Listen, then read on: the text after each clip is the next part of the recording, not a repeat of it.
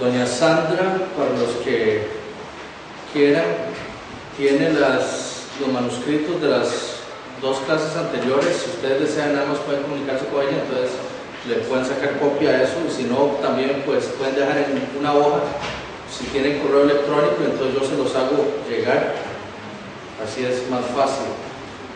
Al final del curso vamos a estar entregándole a la iglesia los videos de la clase y los manuscritos, toda la clase completa. El día de hoy, como les dije la semana pasada, vamos a ver la historia de la interpretación desde los tiempos de los judíos hasta la Reforma. Sin embargo, quiero empezar recordando que hace más o menos 2 semanas el presidente de nuestro país, Óscar Arias, ofreció algunas opiniones suyas con respecto al homosexualismo y la necesidad de que el país adopte o permita las uniones homosexuales. Y en sus declaraciones el presidente dijo: sí, debería tener reconocimiento legal. Uno no escoge la inclinación sexual. Y escuchen lo que dice: eso lo da la naturaleza o Dios. Uno no lo escoge. Ni los hombres ni las mujeres. Va contra la naturaleza creer que alguien se siente a pensar a los 14 años si será heterosexual u homosexual.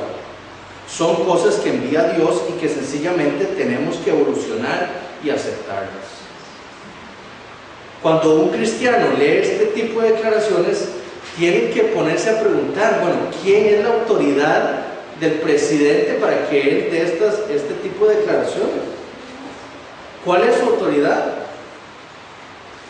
Y en la clase anterior nosotros dijimos que todos nosotros vayamos a interpretar o a leer lo que sea, siempre llevamos consigo o con nosotros presuposiciones. Ningún intérprete llega neutral a un texto. Todos nosotros llevamos nuestras filosofías, tradiciones, enseñanzas, etc.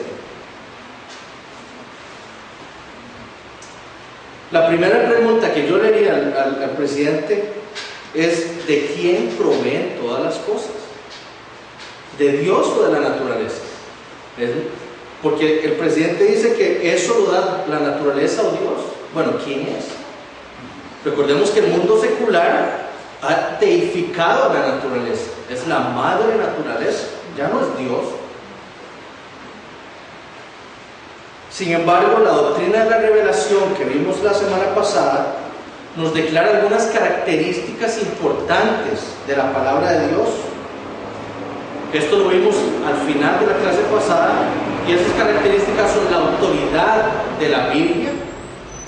Es decir, que si la Biblia es la palabra que ha sido exhalada de la boca de Dios, como lo asegura Pablo en su epístola a Timoteo, entonces todo lo que en ella está escrito tiene autoridad, porque es lo que Dios dijo.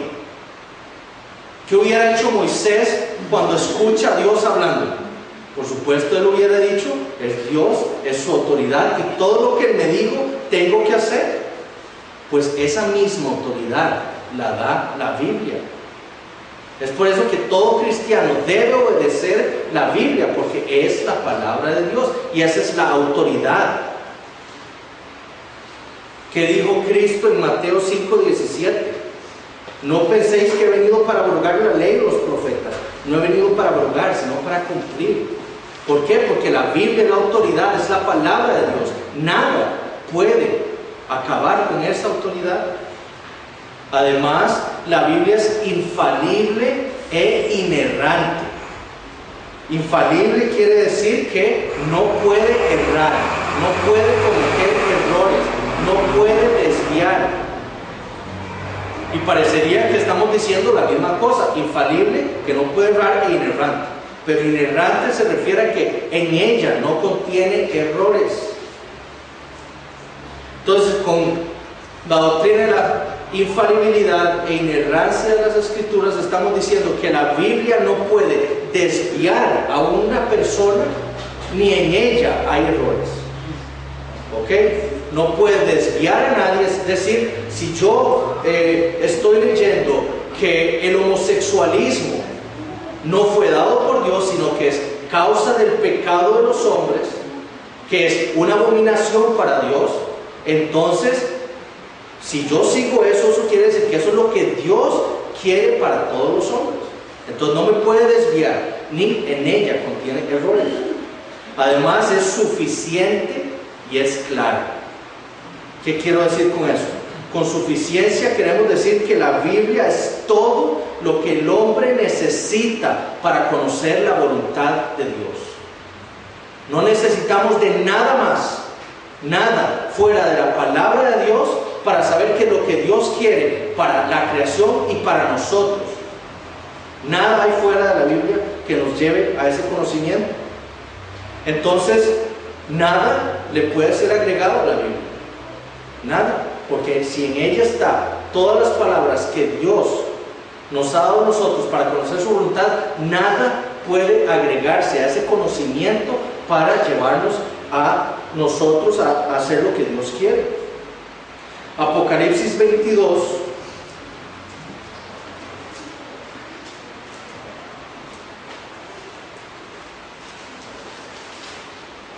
El último capítulo de la Biblia, versículos 18 y 19, dice el Señor al apóstol Juan: yo testifico a todo aquel que oye las palabras de la profecía de este libro, si alguno añadiere a estas cosas, Dios traerá sobre él las plagas que están escritas en este libro.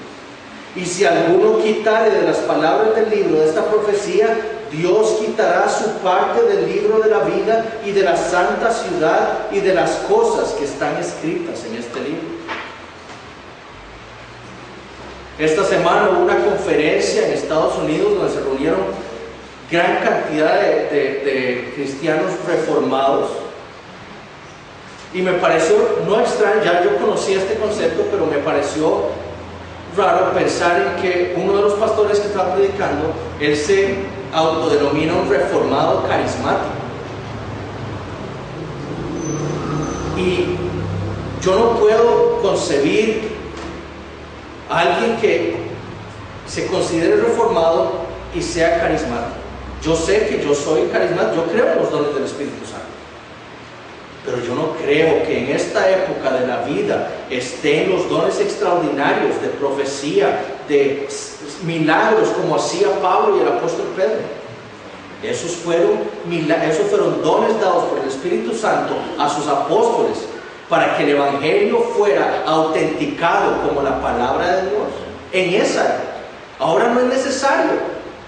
No es necesario que tengamos esos dones, pero ahora el Espíritu Santo nos ha dado otros dones. Dones de servicio, de misericordia, de enseñanza, etc.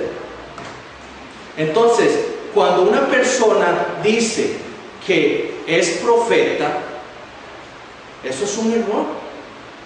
Es un error. El miércoles yo les expuse a los que vinieron al culto de oración cómo el pastor de una familiar le dice que Dios le habló y que entonces ella tiene que ayunar por 4 días seguidos. Entonces, si Dios le habló, sus palabras tienen que estar agregadas a la Biblia, porque toda palabra que Dios le dio a los hombres ha sido escrita, porque esa es la voluntad de Dios, es la manera en que Dios nos habla a nosotros. Es por eso que no hay más profetas. El Señor le dijo a Juan: este libro ha sido cerrado, Dios ha hablado, y punto.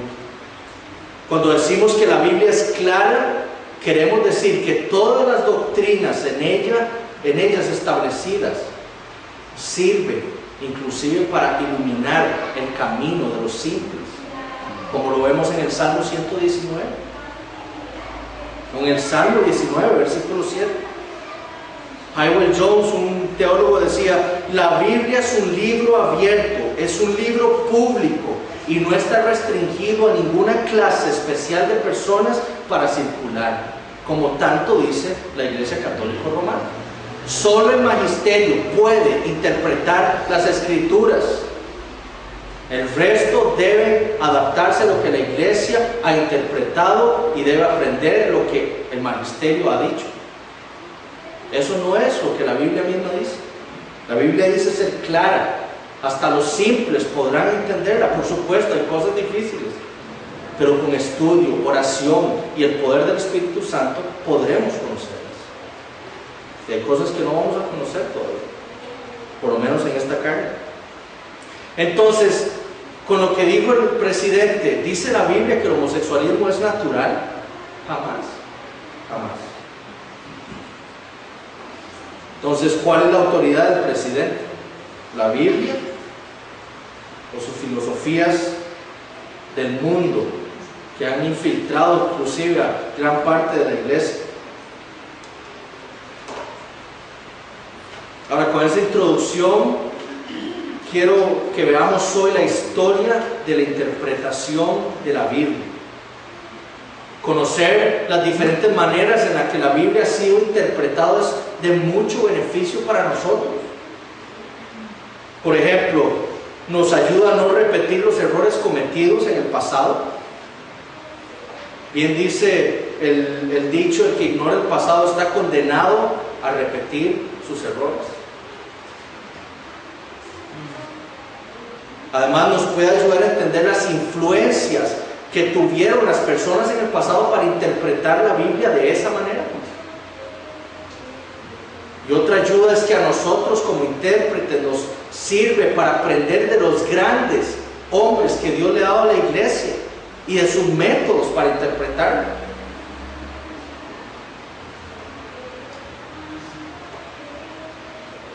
Es importante además estudiar historia porque desde el puro principio, desde el puro inicio en que Dios le reveló su palabra a su pueblo, la gente tuvo problemas para comprender su verdad espiritual.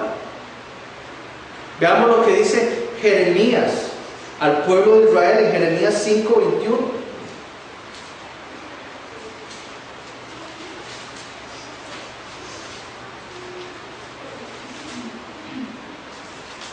Oíd esto ahora, pueblo necio y sin corazón, que tiene ojos y no ve, que tiene oídos y no oye. El pecado que mora en los hombres lo lleva a endurecerlo, a no querer entender, a no querer escuchar. Entonces es importante que nosotros sepamos la historia de cómo se ha interpretado la Biblia, para ver los errores que han habido, para no cometerlos nosotros.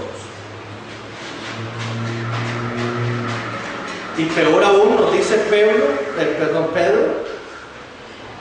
que desde el puro inicio habían personas que torcerían las escrituras, torcerían las de Pablo, así como las otras escrituras, nos dice Pedro en su segunda epístola, capítulo 3, versículo 16. Entonces es por eso que es tan necesario estudiar la historia y la interpretación. Y empecemos con la hermenéutica judía. En la epístola a los Romanos, el apóstol se refiere a una ventaja muy particular que tenían los judíos sobre los gentiles. En el capítulo 3 de la epístola a los Romanos, versículos 1 y 2, Pablo escribe: ¿qué ventaja tiene pues el judío? ¿O de qué aprovecha la circuncisión? Mucho, en todas maneras. Primero, ciertamente que les ha sido confiada la palabra de Dios. Entonces los judíos tenían una ventaja sobre los gentiles. A ellos les había sido dada la palabra de Dios, escrita para su estudio, para su meditación, para su crecimiento espiritual. Ellos tenían ese privilegio. Sin embargo, por muchísimo tiempo la Biblia había sido quitada como la autoridad de Israel. La habían desechado como aquello que Dios les había dado para que ellos crecieran espiritualmente. Inclusive lo vemos como ellos mataron a los profetas e ignoraron la ley de Dios. Una vez que los judíos vuelven del exilio de Babilonia, ellos necesitan de algo para explicar lo que Dios había escrito. Ellos necesitaban algo para explicar las enseñanzas de Dios. Y de ahí surge lo que se conoce como el Targum. El Targum, que significa explicar. Entonces, después del exilio, se empiezan a coleccionar ciertas tradiciones orales que son explicaciones de lo que Dios ha dicho, y a eso se le conoce como el Targum. Este Targum, como digo, son enseñanzas orales que vienen a ser como un suplemento a la Biblia. El problema fue que poco a poco esas tradiciones orales fueron suplantando la autoridad de las Escrituras. Entonces, para los judíos de la antigüedad, esa misma colección de tradiciones orales había sido inspirada por Dios también sobre los judíos y los maestros de Israel. Se dice que esa tradición empieza con Esdras, el escriba, y los maestros de la gran sinagoga en Israel, que ellos empiezan a explicar las palabras de Dios, que ellos son divinamente inspirados para comunicar esas explicaciones, y entonces empieza a crear esta tradición oral. Para esos rabinos judíos de ese momento existen 4 sentidos en los que la palabra se puede interpretar. Son términos hebreos, pero el peshat, que es el primero, que se refiere al sentido claro, al sentido literal de la palabra. El remás, que se refiere al sentido oculto de la ley mosaica. Es decir, la ley mosaica tiene una interpretación oculta que nosotros debemos encontrar, o que ellos deben encontrar. El derush, que se refiere al significado de la palabra que debe ser buscado, o el sentido alegórico de algún pasaje. Eso es el derush. Y el sentido sod, que es el sentido místico, que al final se transformó en todo el sistema cabalístico del siglo XIII. En cuanto al tipo de interpretación, existía un método que ellos se conocía como el Midrash Hagaídico, el cual era un tipo de interpretación más práctica, es decir, se trataban de interpretar las escrituras para hallar aplicaciones para nuestras vidas diarias. Y existía otro que es el Midrash Halakhico, que es de la ley, es decir, a pasajes en donde no se mencionaba o se hacía alusión a la ley mosaica, se aplicaba la ley. Entonces esos son métodos de interpretación que esos judíos utilizaban. Dentro de estos judíos encontramos 3 grupos principales, que son los rabinos, que estos corresponden a todos los maestros que surgen de Esdras y la gran sinagoga, los grandes maestros que se les llamaba Tanaín. Ellos surgieron después de la revolución que provocaron los macabeos, y con ellos empieza una tradición de grandes volúmenes de escritos que son la Mishnah, la Gemara y el Talmud. Son grandes escritos que son tradiciones orales explicando diversas cosas de la palabra para el pueblo de Israel. Como les dije al inicio, esos volúmenes, esa tradición oral se inició paralelo a las escrituras, pero sin embargo poco a poco fueron quitándole la autoridad a la Biblia. Entonces la gente ya no iba a la Biblia a estudiar qué era lo que Dios quería, sino que iban a la tradición oral para ver, según ellos, qué era lo que Dios quería para ellos. Y entonces el pueblo se desvió. Existieron o se desarrollaron ciertos principios de interpretación para poder coordinar lo que decía la Biblia y lo que decía la tradición. Entonces debía haber algo que los uniera. A esos puntos se les llamó midot.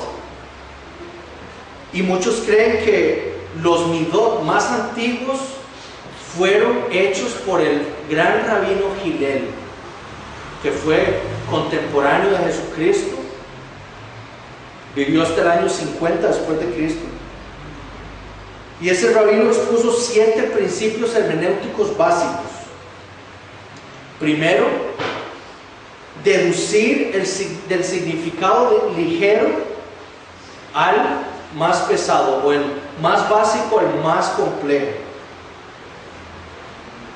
Por ejemplo, como el día de reposo era el día más importante para Israel, más que cualquier otro día festivo, entonces cualquier restricción que se le impusiera a un día festivo debía imponerse al día de reposo, con mucho más razón.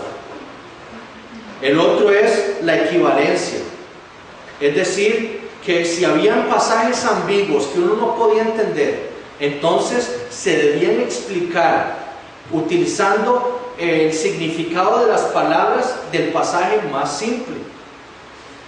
Por ejemplo, Levítico 16:29, vayamos un momento ahí para tratar de que esto quede claro.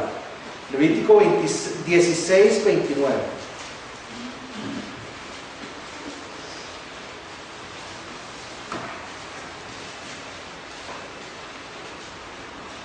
Dice: y esto tendréis por estatuto perpetuo: en el mes séptimo, a los 10 días del mes, afligiréis vuestras almas, y ninguna obra haréis, ni el natural ni el extranjero que mora entre vosotros. Entonces, por ejemplo, los judíos decían: bueno, pero ¿qué es afligir vuestras almas? Eso es un término muy ambiguo, ¿verdad? Entonces lo que hacían era que, por ejemplo, iban a otros pasajes en las escrituras que diera el mismo término o emplear la misma palabra. Entonces se iban, por ejemplo, a Deuteronomio 8. Vayamos a Deuteronomio 8, versículo 3, y dice: y te afligió y te hizo tener hambre. Entonces ellos decían: ok, entonces afligir vuestras almas quiere decir que debemos hacer ayuno, porque tiene que ver con el hambre. Son métodos que ellos utilizaban, ¿verdad? La equivalencia se llama eso. Otro es la deducción de lo especial o lo específico a lo más general. Con esta regla lo que se hacía es que se construía un principio general basándose en la enseñanza de un solo versículo. Por ejemplo, Deuteronomio 19:5.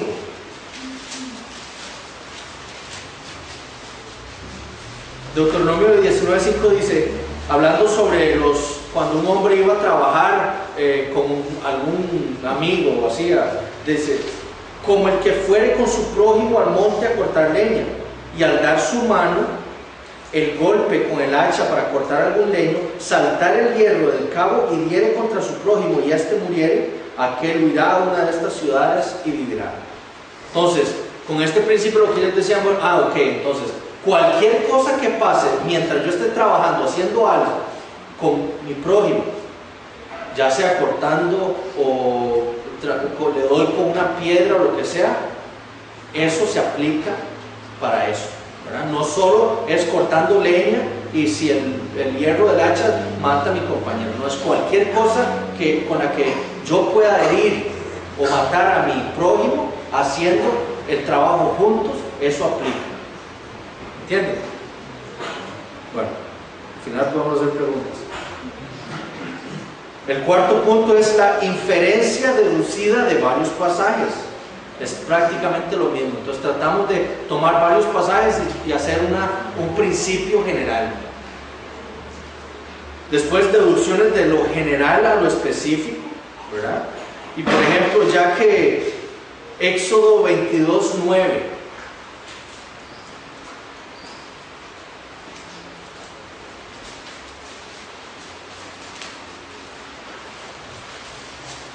Éxodo 22:9 dice: en toda clase de fraude, sobre buey, sobre asno, sobre oveja, sobre vestido, sobre toda cosa perdida, cuando alguno dijere esto es mío, la causa de ambos vendrá delante de los jueces, y el que los jueces condenaren pagará el doble a su prójimo.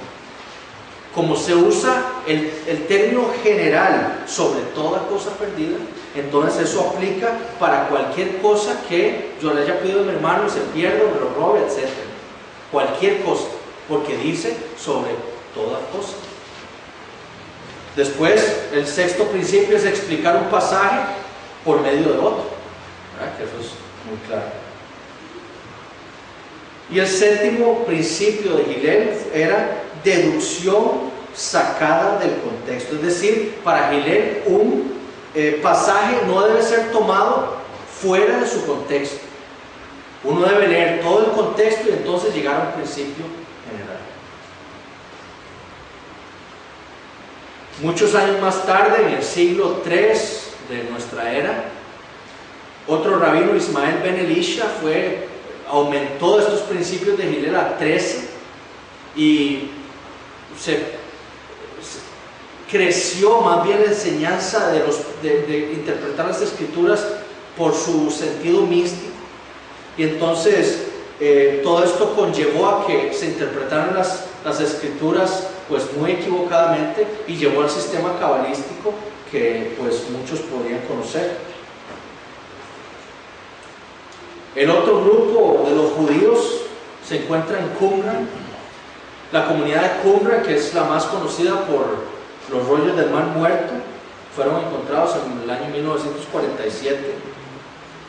Muchos estudiosos y académicos creen que esa secta de Qumran eran los esenios. Ellos eran grandes lectores de la Biblia. Se encontraron junto a los rollos del Mar Muerto innumerable cantidad de comentarios bíblicos. El más famoso de ellos tal vez es el comentario del libro de Habacuc. Y lo que ellos hacían es que ellos citaban, por ejemplo, 2 o 3 versículos y ponían su peche es, o su interpretación es, y ellos escribían su comentario sobre esos 2 o 3 versículos. Pero ¿qué hacían los esenios? El problema es que los esenios tomaban todas las enseñanzas de las escrituras y las aplicaban para sus tiempos. Entonces, por ejemplo, vayamos un momentito al libro de Habacuc.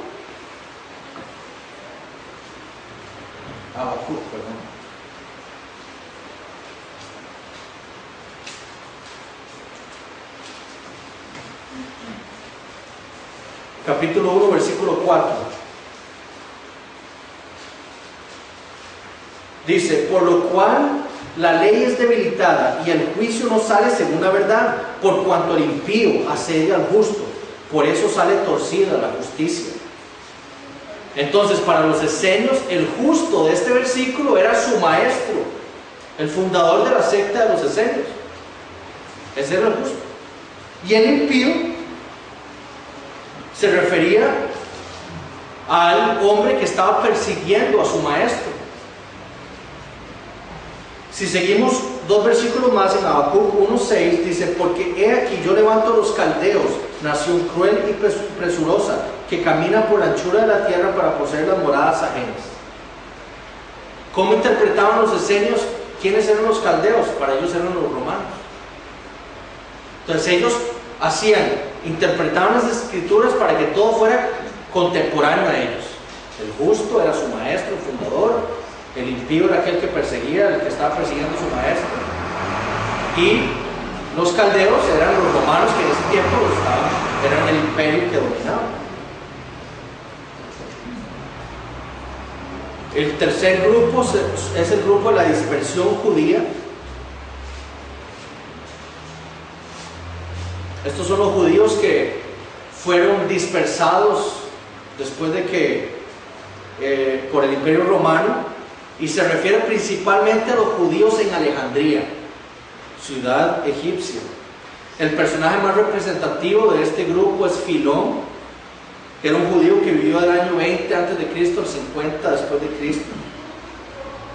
Y para él, las escrituras contenían un significado más profundo del que encontramos nosotros en la Biblia. Ese significado debía ser encontrado, buscado con todo trabajo, pero utilizando métodos alegóricos. Él todo lo alegorizaba. Y entonces, lo que terminó siendo un sentido literal de la palabra, entonces prácticamente la Biblia dice lo que Filón quería que dijera. ¿Por qué? Porque él alegorizaba todos los pasajes.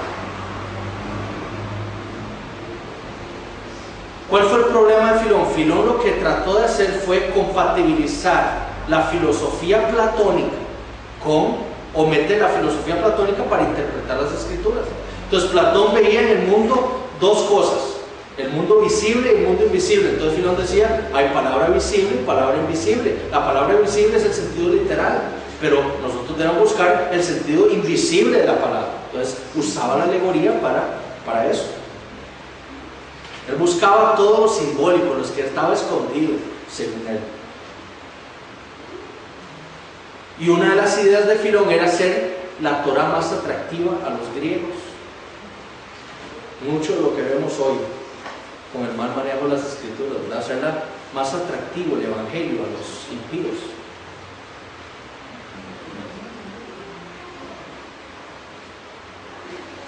Ahora,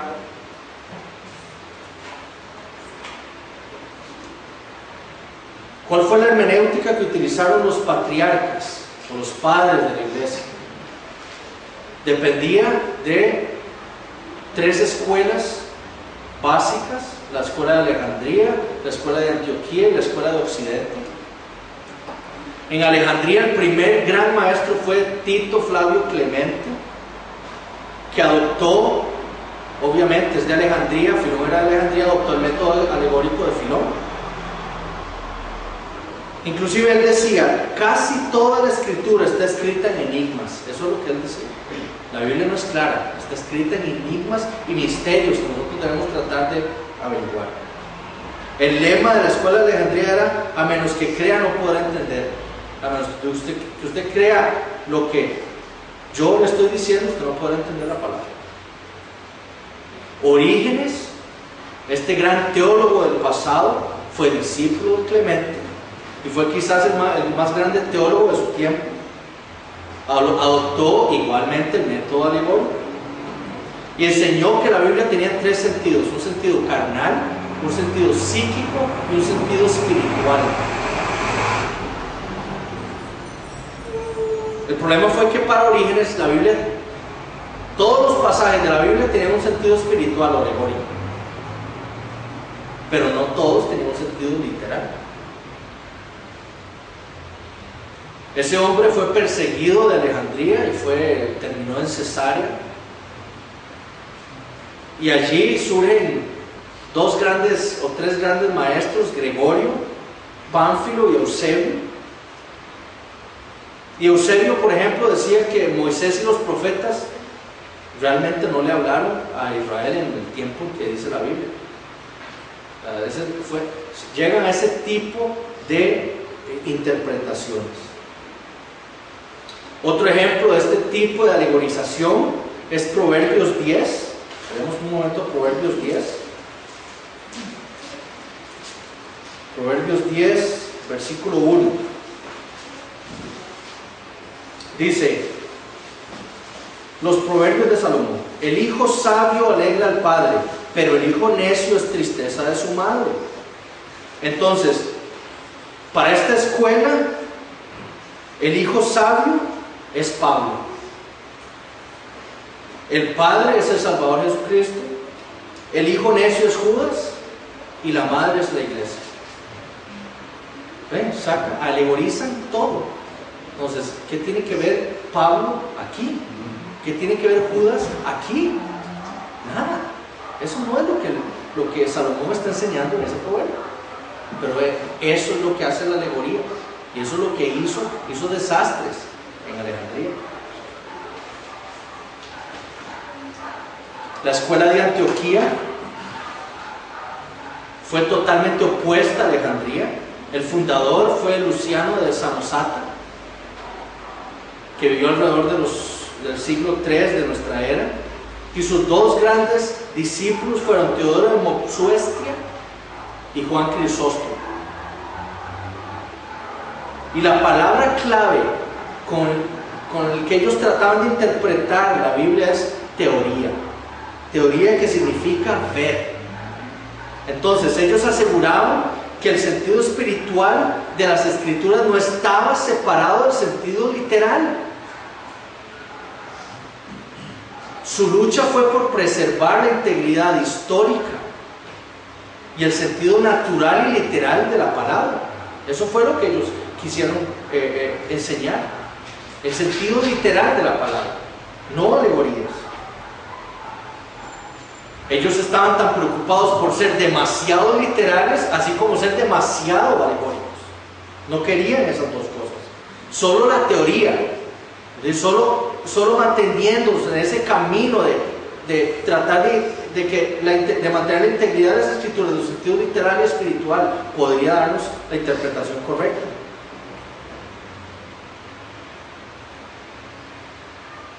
Lo que ellos decían es que existe una verdad espiritual en el sentido literal de la palabra.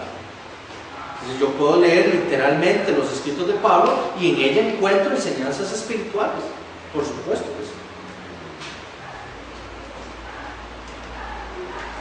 La escuela de Occidente era la más armónica de las tres. ¿Por qué? Porque usaba el método alegórico, así como usaba también cosas de la escuela de Antioquía.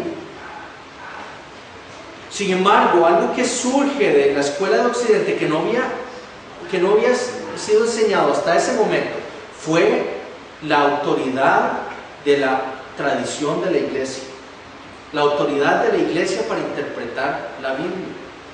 Los principales representantes de ahí son Hilario, Ambrosio, Jerónimo, que fue el que tradujo la Biblia en latín, y Agustín.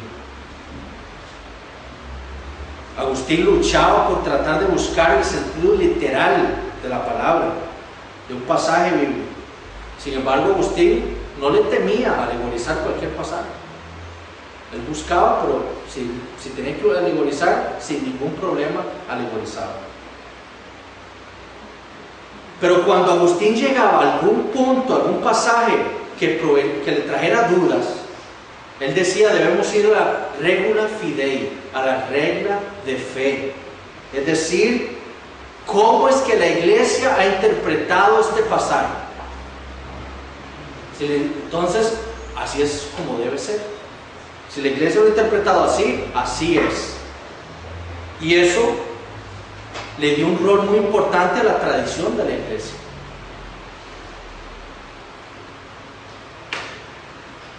Si uno no hacía esto, decía Agustín, que traía un gran riesgo de hacer exégesis. Es la misma idea que promulga Roma, que es: ellos no pueden interpretar la palabra. ¿Por qué? Porque si no va a haber un montón de interpretaciones, va a haber un montón de errores. Solo nosotros podemos interpretar correctamente la palabra. Y eso empezó, yo sé, y probablemente Agustín no tenía esa mala idea que tiene Roma ahora. Obviamente nosotros decimos: bueno, si yo voy a la Biblia y yo interpreto algo diferente, como ha sido interpretado un pasaje a través de la historia, yo estoy equivocado. Yo debo tratar de ver por qué lo que yo interpreto el pasaje no está de acuerdo con la iglesia, con lo que ha dicho la iglesia. Pero Roma lo toma diferente.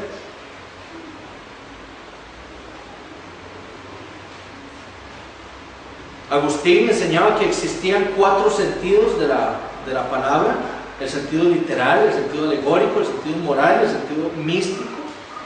Y por ejemplo, la ciudad de Jerusalén, literalmente la ciudad de los judíos, en su forma alegórica es la iglesia, moralmente es nuestra alma, y en el sentido místico es la ciudad celestial.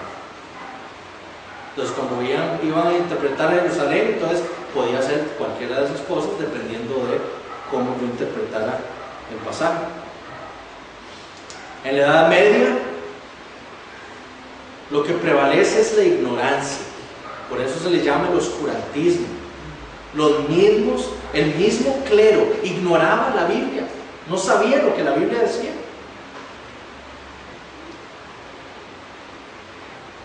Lo que sí aumentó durante este periodo fue la enseñanza de la iglesia de Occidente, la importancia y la autoridad de la tradición de la interpretación de la iglesia. Y vean hasta dónde llega esto. Hugo de San Víctor, en el siglo XI y principios del XII, decía esto: aprende primero lo que debes creer y luego ve a la Biblia a encontrarlo allí. Entonces la iglesia enseñaba que existe el purgatorio, entonces yo debo creer todo lo que dice la iglesia del purgatorio. Es un lugar en donde, de fuego, donde mi alma va a ser purificada de todos los pecados que no fueron expiados aquí en la tierra, ¿verdad? Entonces después voy a algún lugar en la Biblia, voy a encontrar eso, y voy a pasajes como por ejemplo 1 Corintios 3, que no tiene que ver nada con el purgatorio, que tiene que ver con los líderes de la iglesia y cómo su obra en la tierra va a ser examinada por Dios, y ahí buscan el purgatorio. Eisegesis, lo que no debemos hacer. La Biblia no era la autoridad en ese periodo, sino las tradiciones de la iglesia. Figuras claves ahí son los victorinos de París, los monjes victorinos de París. Uno de ellos, Esteban Langton, ¿se acuerdan? El que puso los capítulos en la Biblia.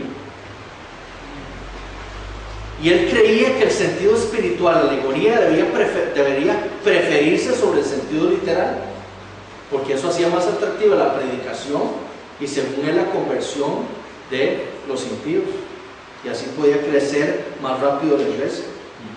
Sin embargo, el más grande de todos los teólogos de este tiempo fue Tomás de Aquino.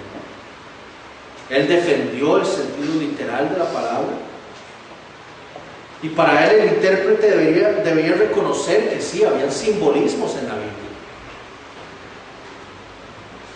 Hay cosas celestiales que no pueden ponerse en palabras de hombre, decía él, pero el sentido literal de la palabra es lo que debía prevalecer. Otro hombre fue Nicolás de Lira, que fue un gran hombre. Él, buscando el sentido literal, él pensaba que el sentido literal estaba siendo ahogado por el alegorio. Entonces él se fue él era un judío, y él se fue a los idiomas originales. Hizo grandes comentarios, hizo gramáticas en hebreo, para tratar de enseñarle a la gente el sentido literal, cómo tratar de interpretar correctamente las escrituras.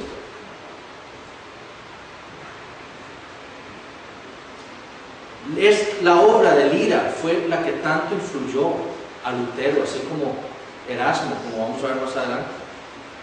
Y había un refrán que decía: si Lira non lirasset, Luterus non saltasset. Si Lira no hubiera cantado, Lutero no hubiera danzado.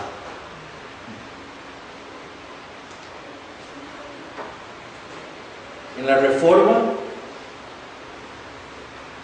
dos hombres prepararon el camino para lo que nosotros tenemos en la Reforma: Johannes Reuchlin y Desiderius Erasmus o Erasmo. Reuchlin era tío de Felipe Melanchthon, este gran amigo de Lutero y gran luchador por la Reforma. Reuchlin publicó varias gramáticas también en hebreo, y de él decían que Jerónimo había vuelto a nacer. Erasmo fue el que publicó en el año 1516 el Nuevo Testamento en griego, que fue lo que ayudó a Lutero a impulsar la Reforma como lo hizo. Lutero, por su parte, fue quien tradujo la Biblia alemán para llevarle la Biblia al pueblo, y él insistía en la interpretación literal de la palabra de Dios. Lutero odiaba las alegorías, tanto así que él decía: las alegorías de Orígenes no valen tanto polvo, pues las alegorías son especulaciones vacías, la basura de las Sagradas Escrituras. Las alegorías son raras, absurdas, inventadas, obsoletas, trapos viejos. Eso pensaba Lutero de la alegoría. Para Lutero, interpretar la Biblia sí era degenerar la palabra de Dios. Decía que el Espíritu Santo, como el único escritor y autor de la palabra, Eso implicaba que entonces debía haber solo una interpretación para cada pasaje, solo una, no varias, una. Para Juan Calvino igual, decir que habían varias interpretaciones para un pasaje, eso era una artimaña de Satanás. Y en la introducción de su comentario, la epístola a los Romanos, oiga lo que él escribe, es un sacrilegio usar las escrituras a nuestro placer y jugar con ellas como si fueran una bola de tenis, como han hecho muchos en el pasado. Debe ser la meta del intérprete permitir que su autor diga lo que dice, en lugar de atribuirle lo que nosotros creemos que debería decir. Eso es eisegesis. Eso es decirle a la Biblia, llevar lo que yo creo y lo que yo pienso que debe decir e interpretar la Biblia así. Eso es eisegesis. Eso es meterle al texto cosas que el texto no dice. En la Reforma lo que prevaleció fue la exégesis, que la Biblia como autoridad me diga a mí lo que yo debo creer y cómo mis pensamientos, mis creencias y todo debe ser transformado. A pesar de que los grandes principios de la Reforma fueron sola fide, sola fe y sola gratia, solo por gracia, el principio principal de la Reforma fue sola Escritura, solo la Escritura. La norma por la cual surgían las doctrinas de la iglesia era la Biblia, no las tradiciones. William Tyndale, que tradujo la Biblia al inglés y fue quemado en la hoguera por hacer eso. En la primera edición de su Nuevo Testamento, en 1525, escribió: debe entender, sin embargo, que la Escritura tiene solo un significado, que es el literal, y que el sentido literal es la raíz y base para todo, y el ancla que nunca falla, del que si uno se aferra, nunca podrá errar o desviarse. Y si uno deja el sentido literal, no puede hacer más que desviarse. Sin embargo, la Escritura usa proverbios, símiles, alegorías, así como todos los idiomas los tienen. Pero lo que el proverbio, el símil y la alegoría significan es siempre el sentido literal, que uno debe buscar con diligencia. Entonces, eso es la manera en la que nosotros debemos tratar de interpretar las Escrituras, buscando el sentido literal. La próxima semana vamos a ver la historia de interpretación desde la Reforma hasta nuestros días, cómo es que se han desarrollado diversos métodos para interpretar, y luego entonces vamos a tratar de ver algunos detalles de alegorías, símiles, parábolas, para que nosotros vayamos entendiendo mejor cómo se hace la interpretación de las Escrituras. Ya saben, cualquier cosa, doña Sandra tiene las copias por si ustedes quieren copiar. Muchas gracias.